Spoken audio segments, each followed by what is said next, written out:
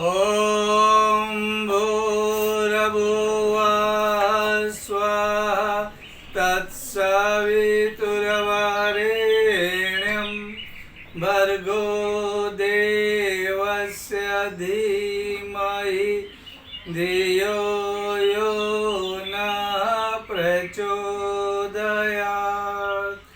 ॐ गुरुर्ब्रह्मा गुरुर्विष्णुः गुरुर्देवो महेश्वरः गुरुर्साक्षात् परब्रह्म तस्मै श्री गुरवे नमः। गतिशीलता यह सृष्टि का धर्म है।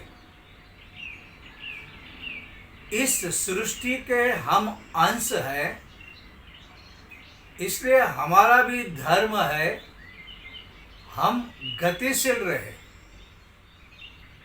सच्ची कहा गया है चलना ही जीवन है, रुकना मौत। हर एक परमाणु गति में है। सूर्य को देखो, चांद को देखो, ग्रह नक्षत्र को देखो, सब गतिवान है। नदियां बहती हैं, हवा बहती है, पौधे बड़े होते हैं, पौधों में कलियां आती हैं, कलियां फूल बनती हैं, फिर फल लगते हैं, फिर अन्न पकता है, फिर आदमी अन्न से आटा बनाता है, आटे की रोटियां बनती है, फिर उसका भोजन बनता है, खाता है, शरीर को शक्ति मिलती है, फिर वो खाद बनकर फिर से उसी क्रिया में लग जाता है।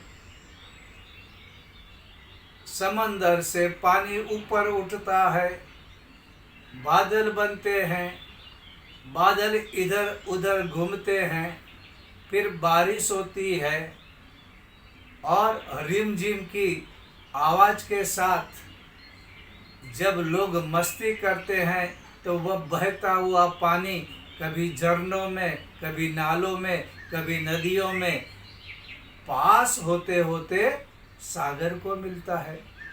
फिर वही प्रोसेस चलता है। ये जीवन ऐसा ही है। इसको यज्ञीय जीवन भी कह सकते हैं। गति ये हमेशा होनी चाहिए। कभी भी इंसान को शांत बैठ के ये मैंने इतना किया अब बस हो गया, मैंने इतना प्राप्त किया अब ज़्यादा नहीं चाहिए, ऐसा नहीं सोचना चाहिए। क्योंकि जब तक जीवन है चलते जाना चाहिए। उपनिषद कहते हैं चरे वेति, अर्थात चलते चलो, चलते चलो। कभी कोई रुकता नहीं है। प्रकृति ऐसा ही करती है। मनुष्य प्रकृति का अंश है, इसलिए उसे भी ऐसा करना चाहिए। अब सबसे बड़ी बात ये होती है कि गति तो है, अब ये गति प्रगति है या अवगति, उसके बारे में सावध रहना चाहिए। मनुष्य कभी भी स्थिर नहीं रह सकता। या तो वो आगे बढ़ेगा या तो वो पीछे आएगा, या तो वो ऊपर जाएगा या तो वो नीचे आएगा। वो स्थिर नहीं रह सकता कि मैं अच्छा भी नहीं बुरा, जैसा हूँ वैसा नहीं रह सकता। जैसे गीता में कहा है कि कर्म के बगैर आदमी नहीं रह सकता। ये कर्म भी गति है। या तो आदमी गति का प्रगति में परिवर्तित कर सकता है या तो वो अधोगति में गिरेगा। इसलिए आजकल दिखाई देता है कि लोग तो दौड़ रहे हैं, भाग रहे हैं, लेकिन प्रगति है या अवगति ये किसी को समझ में नहीं आ रहा है। इससे बहुत परेशानी होती है। और दूसरी कमाल की बात यह है कि आदमी कुछ करेगा नहीं, प्रयत्न नहीं करेगा तो वो गिरता है। पानी का स्वभाव है। परम पूज्य गुरुदेव ये बार बार कहते हैं कि पानी का स्वभाव है नीचे गिरना। आप पानी को छोड़ दो, वो अपने आप सहजता से नीचे की ओर जाएगा।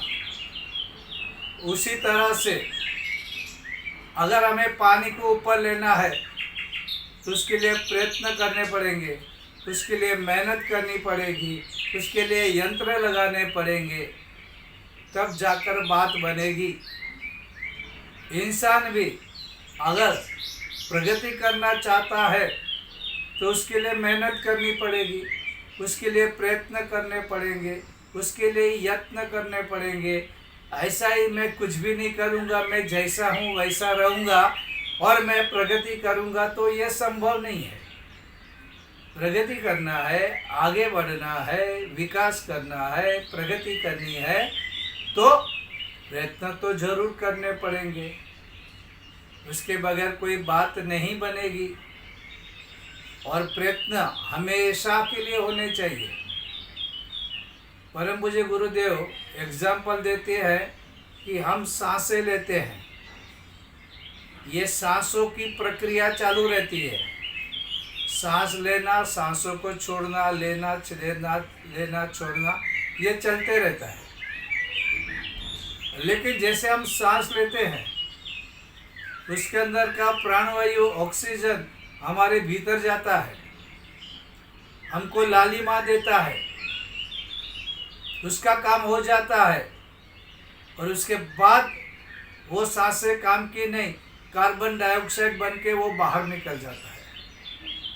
कोई अगर ऐसा कहे नहीं भाई बहुत हो गया, हमने सांस ले ली, बस अभी हमें कुछ नहीं करना, तो नहीं चलेगा। सांस अंदर लोगे, प्राणवायु जरूरी था, मिलेगा, शरीर चलेगा, लेकिन बाद में वो वायु, वो सांस बेकार हो जाएगी। अब तो वो कार्बन डाइऑक्साइड से भर गई, वो तो जहर से भर गई, उसको निकालना ही चाहिए। तो सांसों का आना जाना चलते रहना चाहिए। सांस को आप एक बार लेके रुक नहीं सकते हैं, न उसको छोड़ के आप रुक सकते हैं। ये लेना देना, ये व्यवहार चलते रहना चाहिए। इसको आप कभी भी बंद नहीं कर सकते, करना भी नहीं चाहिए। अगर कर देंगे तो वहीं पे रुक जाओगे। अगर जीवन में गति चाहिए, क्योंकि जीवन एक यात्रा है, इस यात्रा पे हमको हमेशा चलते रहना चाहिए। रुकने का नाम जो लेता है वो सही यात्री नहीं, वो अपनी मंजिल नहीं पाएगा।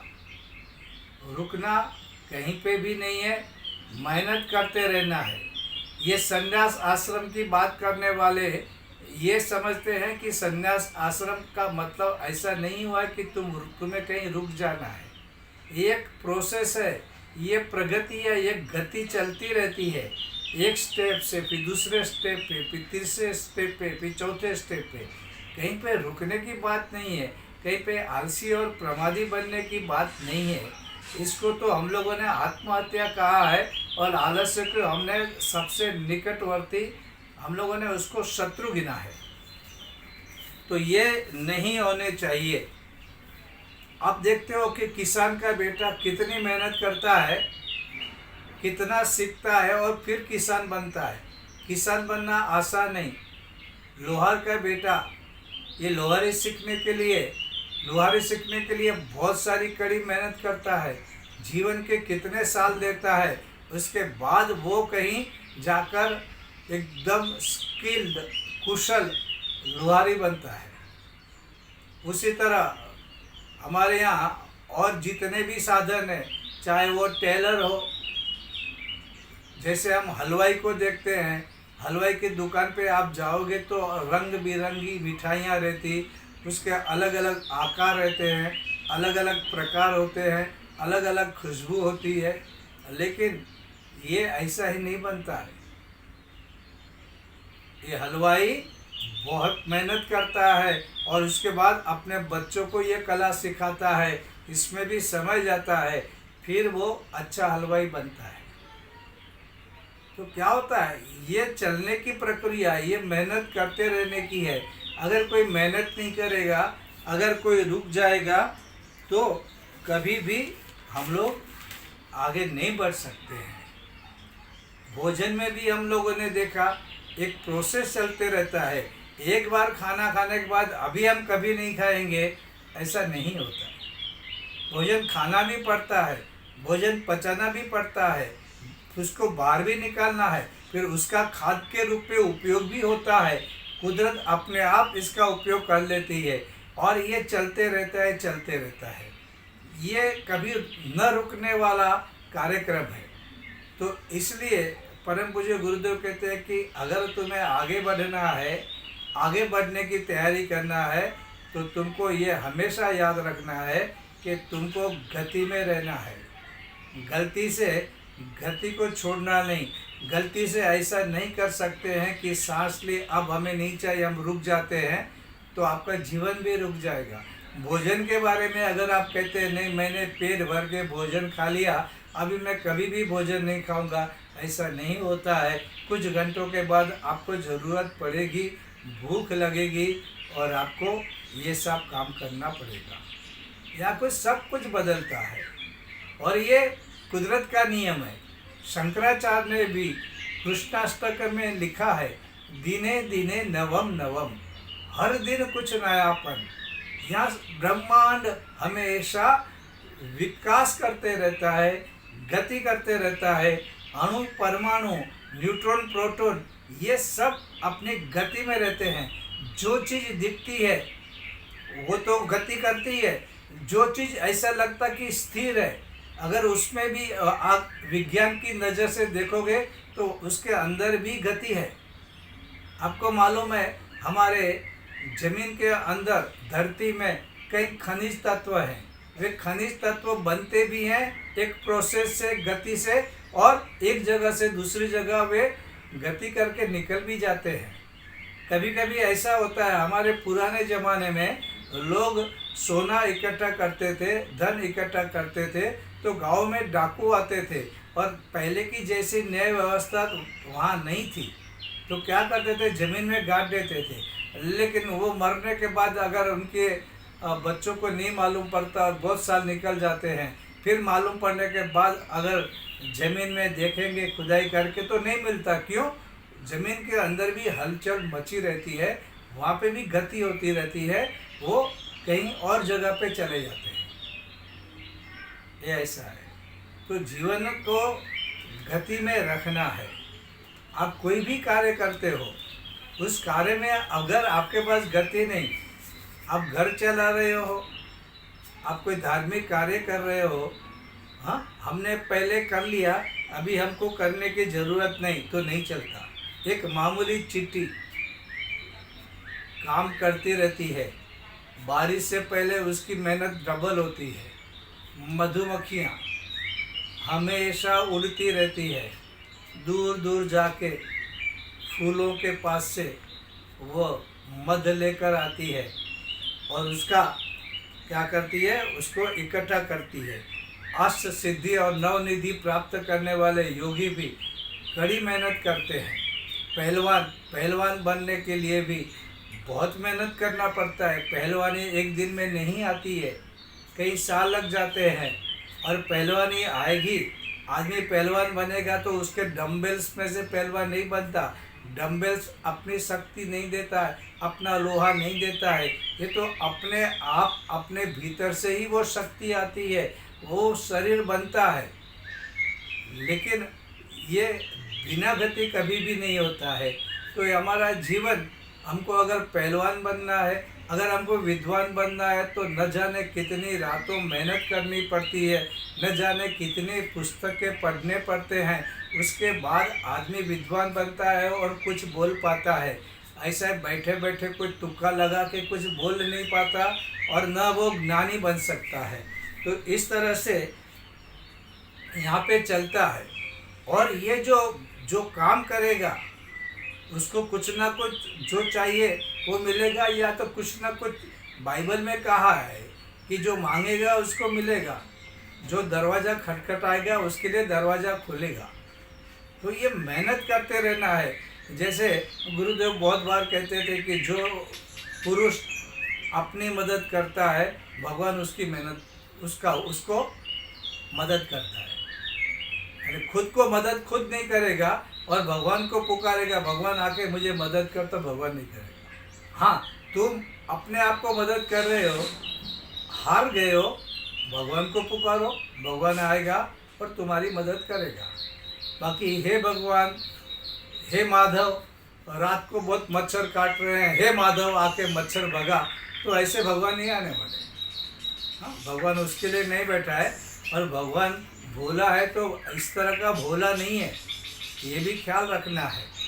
और ये मेहनत करते समय गुरुदेव कहते हैं कि जब आप मेहनत करो तो कभी कभी आपको लगता है, आप निराश होते हो कि भाई मैं ये नहीं कर सकता, मेरे पास इतने साधन नहीं है, मेरे पास इतना ज्ञान नहीं है, तो कभी मत निराश होना।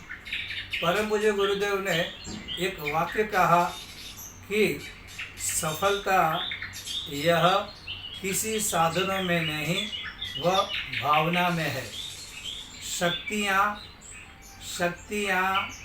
साधनों में छिपी नहीं है, शक्तियाँ भावनाओं में छिपी हुई है। अब इसमें सब कुछ आ गया। हम ये जो छोटे छोटे वाक्य परम पूज्य गुरुदेव ने कहे हैं, हम उसे गंभीरता से नहीं लेते। अगर ये लेंगे तो कोई भी कार्य हो हम हिम्मत नहीं हार सकते। मेरी भावनाओं में शक्ति है। साधन जरूरी है, काम आते हैं, लेकिन साधन नहीं रहेंगे तो भी मेरी भावनाएं अगर है तो मेरी भावना में इतनी सारी शक्ति छिपी हुई है कि मैं कुछ भी कर सकता हूँ। तो ये सारी जो बातें हैं, ये बातें हम लोगों को कभी भी समझ में आनी चाहिए।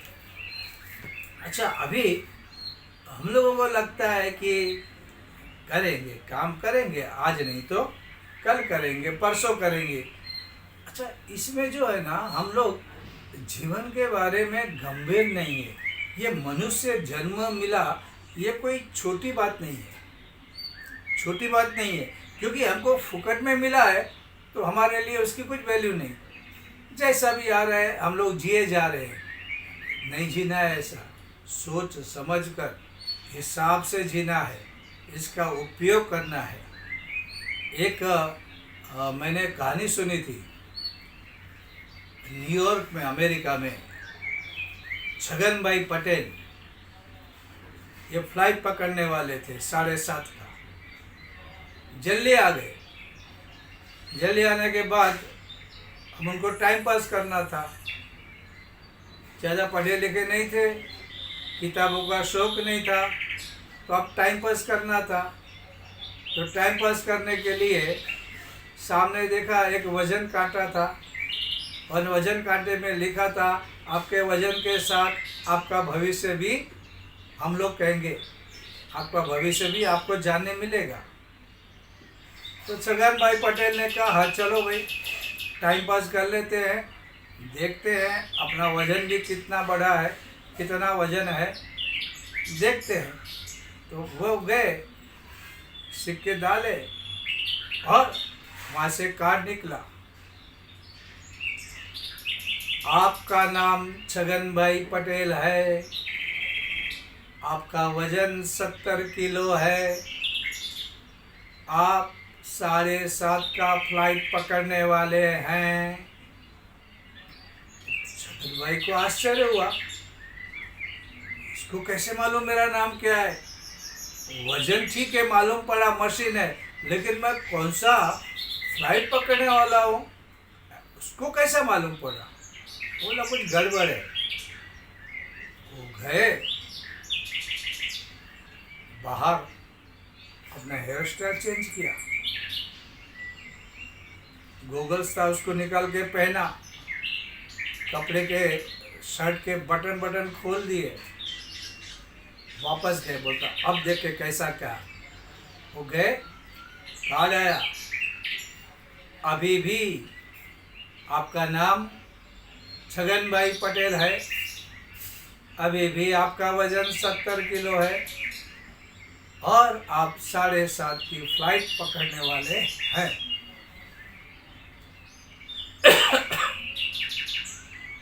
छगन भाई को आश्चर्य हुआ, ये कैसे हो सकता है, इसको कैसे मालूम? मेरे बारे में मैंने कपड़े भी बदल, मैंने हेयर स्टाइल भी बदली, मैंने गॉगल्स भी लगा दिया, मेरे आंखें भी छिपा दी, इसको कैसे मालूम? उसका दिमाग चकरा गया। फिर उसने आइडिया की, बोला मैं भी कोई ऐसा वैसा नहीं हूँ, मैं भी पटेल हूँ, देखता हूँ। उन्होंने क्या किया, अपने सारे कपड़े निकाले, बाल में ज़्यादा पानी डाल दिया और सूट पैंट वगैरह पहन के बेल्ट लगा के आ गए, पूरा अपना हुलिया चेंज कर दिया। बोला अब देखता है। वो गए, फिर खड़े हो गए, फिर से उस कार्ड में आया, अभी भी आपका नाम छगन भाई पटेल है, अभी भी आपका वजन 70 किलो है, आप 7:30 का फ्लाइट पकड़ने वाले थे, वह उड़ गया है। अरे वो तो डर गया, अरे बोलता मेरा फ्लाइट तो उड़ गया था, क्योंकि ये आदमी निकम्मी बातों में उलझा रहा। उसका मेन उद्देश्य था कि फ्लाइट पकड़ना है, तब तक टाइम पास करना था। वो फ्लाइट को, उसका टाइम को, सबको भूल के ये आलतू फालतू चीज़ों में घुस गया और उसमें मेन मुद्दा उसका फ्लाइट उड़ गया। बड़ा पागल, बड़ा मूर्ख आदमी। लेकिन जो सबसे पहली बात है कि उसने अपना मुख्य उद्देश्य ख्याल में नहीं रखा। बड़ा मूर्ख, बड़ा पागल, लेकिन हम लोग उससे भी ज़्यादा मूर्ख हैं। मनुष्य जन्म मिला, अब उसका सदुपयोग करना है, उससे जो कुछ भी प्राप्त करना है, क्योंकि हमको अभी प्रगति करनी है, आगे विकास करना है। मनुष्य जीवन में देवत्व प्राप्त करना है, जीव का शिव बनना है, नर का नारायण बनना है। नर के नारायण बन जाए ऐसी बातें करते हैं, लेकिन भूल जाते हैं, फिर हम इसी फालतू चीज़ों में उलझ जाते हैं, नहीं करने की चीज़ें करते हैं। अरे हम मनुष्य हैं और मनुष्य का उद्देश्य भूल जाते हैं, फिर निकम्मी बातों में मनुष्य जीवन ऐसा ही जाता है। फिर एक दिन यम देव आते हैं, बोलते चल, अरे नहीं बहुत काम है, कुछ नहीं, टाइम दिया गया, बहुत कुछ मौके दिए गए, अब कहानी खत्म, चल। और आदमी रोते रोते संसार छोड़ता है। जीवन मिलता है तो जीवन का उद्देश्य क्या है, उसमें लगे रहो। जो चीज काम की नहीं, उसमें अगर हम उलझे रहेंगे और हमको यह मालूम भी नहीं पड़ रहा है कि हम क्या कर रहे हैं, बिना कारण उलझे रहना बेकार बातों में, ये कोई समझदारी तो नहीं होती है। और हम लोग, ज़्यादातर लोग यही करते हैं। इतना कीमती, इतना वैल्यू, प्याज का भाव मालूम है, टमाटर का भाव मालूम है, इस होटल में फलानी डिश का भाव मालूम है, अच्छा स्टॉक मार्केट में फलाने शेयर का भाव मालूम है, अरे फलाने की लड़की भाग गई मालूम है। फालतू चीज़ें सब पता, लेकिन अपने जीवन की वैल्यू क्या है, उसका भाव क्या है, उसकी कीमत क्या है, वो तो पता नहीं। और मनुष्य जीवन ऐसा ही चला जाता है। परमात्मा ने सब कुछ दिया, हमने उसे एक हीरे मोती को कंकर बना के फेंक दिया, वैसा जीवन फेंक दिया। इसलिए हमको अच्छी तरह ध्यान में रखना चाहिए परम पूज्य गुरुदेव कहते थे कि मैं तुम्हें और किसी की साधना करने के लिए नहीं कहता हूँ, मैं कहता हूँ जीवन देवता की साधना करो, जीवन देवता की साधना करो। जीवन ही देवता है, जीवन ही परमात्मा है। और वेद में भी बहुत सारी ऋचाएं हैं जिसमें कहा है कि आप बलवान बनो, शक्तिशाली बनो, गतिवान बनो। और बलवान है तो उसकी कीमत है। कमजोर आदमी सर्दी में घूमने जाएगा तो सर्दी लेके आएगा, कमजोर आदमी दूध पिएगा तो उसका हाजमा खराब हो जाएगा। इसलिए जीवन को समझना है, उसे गतिशील रखना है और जो करना है, जो सही चीज़ें हैं करनी है वो जरूर करनी चाहिए। उसमें अगर तुमने ध्यान नहीं दिया तो क्या मतलब है मनुष्य जन्म लेने का। इसलिए बहुत सावधानी रखनी है, समझदारी रखनी है और जीवन को सचमुच में बहुत ही सुंदर बनाना है। आज के लिए बस